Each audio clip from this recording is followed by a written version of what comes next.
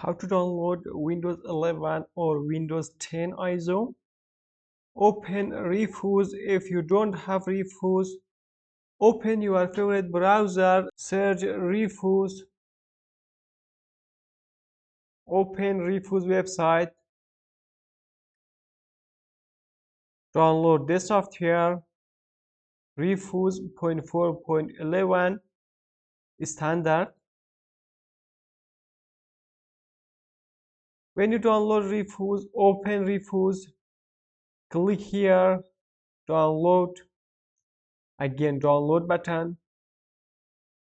Here we have different version of Windows 11, Windows 10, UEFI shell 2.2, shell 2.0, but we want to download Windows 10 or Windows 11.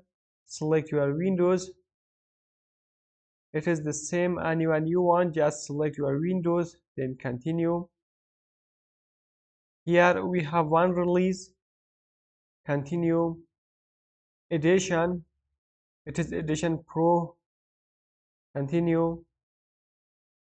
Here select your language, for example English International or English United States. Then continue and complete the download. Have a good time. See you soon.